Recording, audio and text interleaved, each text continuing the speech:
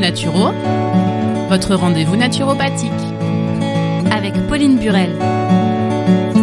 Bonjour à toutes et à tous, vous êtes bien sur RCB, vous écoutez Allo Naturo. Pour la présenter avec moi cette émission de naturopathie, je suis en compagnie de Pauline. Bonjour Pauline. Bonjour Marion, bonjour à toutes et à tous. De quoi va-t-on parler aujourd'hui ? D'un sujet, je pense que vous attendez peut-être depuis longtemps. Qui a été évoqué plusieurs fois dans les émissions précédentes. C'est ça, je vous en parle souvent, c'est le jeûne. Et je vais vous faire enfin une émission dédiée à 100% à ce fameux jeûne hydrique. Parce qu'il existe plusieurs sortes de jeûnes. Il y a l'intermittent, le sec, le modifié, etc.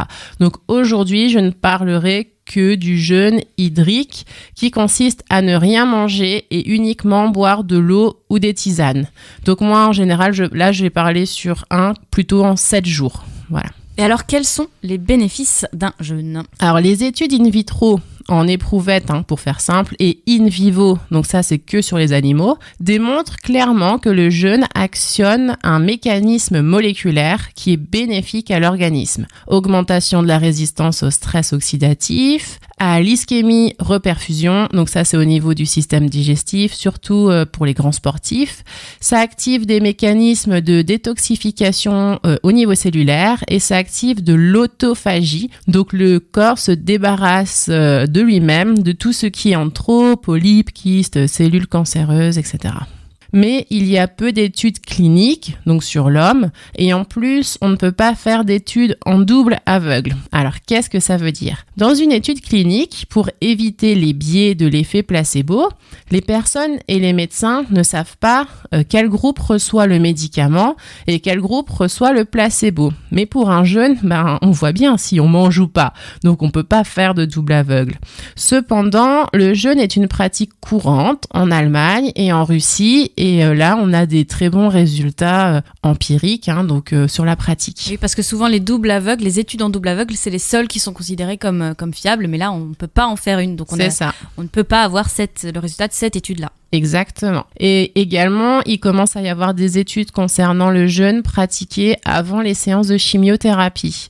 Donc, le patient va jeûner 2 à 3 jours avant sa séance de chimio et ça mettrait les cellules saines en mode protection et au contraire, ça rendrait les cellules cancéreuses plus vulnérables au traitement. Et le résultat serait une chimio plus efficace et moins d'effets secondaires. Bien sûr, ça, toujours, surtout dans ce cas-là, accompagné des médecins. Et plus clairement, le jeûne hydrique de 7 jours va avoir une action détox, donc mettre au repos le système digestif, libérer des hormones euphorisantes, réguler le système immunitaire. C'est un peu comme un reset, une remise à zéro. Donc par exemple, ce sera bénéfique pour la peau, pour les problèmes de digestion, autant au niveau de l'estomac que de l'intestin, pour la glycémie, le cholestérol, les triglycérides, l'hypertension, la dépression, etc. Vous aurez des bénéfices immédiats après le jeûne, mais si vous voulez qu'il perdure, il faut adapter son hygiène de vie et parfois, pour certains troubles profonds, il faut faire un jeûne 1 fois par an. Le jeûne est un moment de reconnexion avec son corps. Pendant cette période, vous serez entièrement tourné vers vous-même et vous allez découvrir les capacités incroyables de votre organisme. Un jeûne permet de mettre au repos donc votre système digestif qui est constamment sollicité depuis votre naissance. Ainsi, votre corps va pouvoir se concentrer sur le nettoyage et la détoxification de tout l'organisme. Plus votre jeûne durera longtemps, plus le nettoyage pourra se faire en profondeur. Donc, durant les 3 premiers jours, c'est comme si vous faisiez un bon grand ménage, vous aspirez, récurez, nettoyez les vitres, rangez les choses à leur place, enlevez les toiles d'araignée, nettoyez le réfrigérateur, changez les draps du lit. Et après ces 3 premiers jours, vous allez plus loin. Vous videz les tiroirs, vous les aspirez, vous triez le contenu et rangez, vous nettoyez les housses des canapés, les rideaux, vous refaites la peinture, vous vous débarrassez des affaires dont vous n'avez plus besoin. Vous ne faites pas que les pièces de vie, vous allez de la cave au grenier en passant par le garage et toutes les annexes. Est-ce qu'il y a quand même des contre-indications ? Oui. Des personnes qui ont des pathologies sévères, qui sont dialysées ou qui ont un traitement à l'insuline ou un cœur très fragile, il faut être en forme pour faire un jeûne. Je vous ai parlé des bienfaits du jeûne pendant la chimiothérapie, mais si vous avez perdu du poids, que vous êtes très fatigué, il ne faut pas le faire. Votre corps ne sera pas en capacité de puiser dans ses ressources pour se régénérer. Et enfin, les personnes qui ont des problèmes de troubles alimentaires, il vaut mieux éviter. Donc boulimie, anorexie, hyperphagie, etc. De toute façon, surtout si c'est votre premier jeûne, il est toujours préférable de le faire accompagner. Et que se passe-t-il exactement dans le corps pendant un jeûne ? Alors pendant les premières 24 heures, l'organisme fonctionne normalement en utilisant le glucose comme carburant qui est disponible dans le sang ou stocké sous forme de glycogène dans le foie. Du 2e au 4e jour inclus environ, le corps va utiliser les réserves de graisse et de protéines pour faire du glucose. Donc c'est la phase du jeûne qui va être la plus difficile physiquement. Et à partir du 5e jour, on passe en mode cétogénèse, c'est-à-dire que le corps va arrêter de puiser dans les protéines, donc ça va pas faire baisser la masse musculaire, et il va consommer le gras transformé par le foie et les reins en corps cétonique. C'est ce mécanisme qui libère également des molécules euphorisantes. C'est pour ça que je préconise de faire plutôt un jeûne de 7 jours que de 3 jours, parce que sinon on n'atteint pas cette étape qui est beaucoup plus facile et qui permet au corps d'aller beaucoup plus en profondeur dans la détox. Mais est-ce qu'on a assez de réserves pour tenir 7 jours ? Il faut savoir qu'une personne d'1m70 et 70 kg a des réserves pour 40 jours. Une personne qui fait 1m70 et 90 kg a des réserves pour 100 jours. Donc vous faites un produit en croix pour voir pour vous-même. Alors je le répète, le jeûne n'est pas adéquat pour une personne en sous-poids qui est en sous-poids par rapport à son poids de forme. C'est pas bon. Et alors, comment se passe le jeûne ? On arrête juste de manger ? Un jeûne, ça se prépare des mois à l'avance. Donc, c'est quand même une épreuve et un challenge. Il faut se préparer mentalement. Mais c'est vraiment quelque chose d'incroyable à vivre et ça change vraiment notre regard sur nous-mêmes. C'est très intéressant. Il faut se prévoir 3 semaines de disponibilité dans son planning. Donc, aucune invitation, restaurant, etc. Pourquoi 3 semaines ? Parce qu'il y a 1 semaine de descente alimentaire, 1 semaine de jeûne en lui-même et 1 semaine de remontée alimentaire.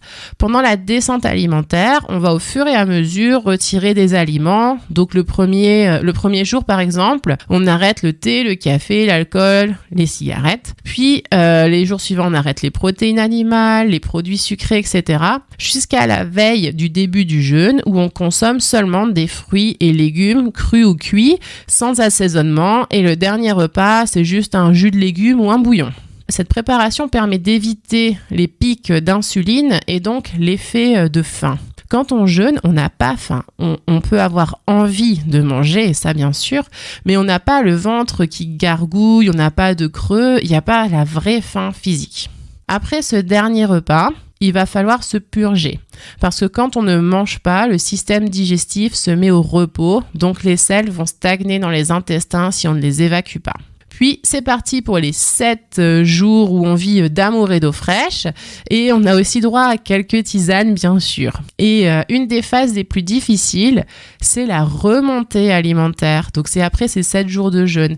Imaginez que ça fait 7 jours que vous rêvez de manger, mais vous ne pourrez pas manger n'importe quoi en fait quand vous recommencez. Il faut absolument, pour garder les bénéfices du jeûne, respecter la remontée alimentaire de 7 jours. Donc la première chose qu'on va pouvoir manger, c'est un fruit, un jus de légumes, une soupe et vous verrez que vous n'aurez jamais rien mangé d'aussi bon. L'aliment aura un goût incroyable. Et cette remontée alimentaire, c'est simplement l'inverse de la descente alimentaire. Alors 3 semaines dans son planning, ça peut être difficile à trouver. Est-ce qu'on peut travailler, faire du sport en même temps qu'on pratique le jeûne ? Ah oui, pour le travail, on peut, sauf si c'est vraiment quelque chose de très physique. Et le sport, faut faire attention. De toute façon, vous allez voir que vous serez très très vite essoufflé, le cœur qui accélère, etc. pendant la période de jeûne. Donc, par contre, c'est bien de bouger. Ça fait partie de la détox, mais il faut faire ça doucement. De la marche, du yoga, de la natation, quelque chose de doux. Et après, surtout si c'est votre premier jeûne, vous ne savez pas comment votre corps va réagir. Attention d'éviter, pas de sauna, évitez les bains chauds parce que vous allez avoir une baisse de tension. Donc déjà avec le jeûne normal, donc avec la vasodilatation due à la chaleur, vous pouvez faire un malaise. Donc en conclusion, le jeûne hydrique de 7 jours est un outil très puissant, mais à manier avec précaution précaution, surtout si c'est son premier jeûne. Après, par exemple, si vous en avez déjà fait un, que vous êtes en forme et que vous savez comment ça se passe, vous pouvez très bien le faire vous-même à la maison après. Mais pour le premier, c'est bien de se faire accompagner, d'avoir discuté avec son médecin, d'avoir sa validation, de se faire accompagner par un naturopathe ou d'aller dans un centre spécialisé.